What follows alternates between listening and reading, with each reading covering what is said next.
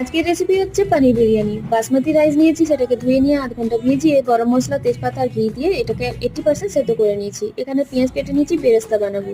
আর পনিরটাকে লম্বা কিউবে কেটে রাখবো, নুন, হলুদ আর লঙ্কা গুঁড়ি মাখিয়ে রাখবো। এখানে বেরেস্তা আর লঙ্কাটাকে ভেজে তুলেছি। বেরেস্তার তেলটাতে একটুখানি কাশ্মীরি মির্চ দিয়ে বেশ ভালো করে একটা ঘোল বানিয়ে পনিরটাতে ভালো করে ম্যারিনেট করে রাখবো। 10 মিনিট রেখে পনিরগুলোকে ভেজে নেবো। এখানে দইয়ের মধ্যে পেঁয়াজ, রসুন, আদা, টমেটো, বিরিয়ানি মসলা আর যত ড্রাই স্পাইসেস দিয়ে ভালো করে একটা মিশ্রণ বানালাম, তার মধ্যে পনিরটাকে দিয়ে বেশ ভালো করে ম্যারিনেট করে রাখবো। এখন ঘিয়েতে দিয়ে দিয়েছি একটু গরম মশলা আর দিয়ে দিলাম ক্যাপসিকাম লম্বা করে কেটে। এরপরে ম্যারিনেট করে রাখা পনিরটাকে অ্যাড করে একটুক্ষণ কষিয়ে নিতে হবে, যতক্ষণ না এটা থেকে ঘিটা বেশ ভালো করে বেরিয়ে আসছে। এবার এই যে ঘিটা বেরিয়ে এসেছে, সেটাকে একটু পনিরের সাথে তুলে রাখলাম, একটু জল অ্যাড করলাম, তারপরে বেশ 80% সেদ্ধ করে রাখা ঝরঝরে ভাতটা এখানে দিয়ে দিলাম।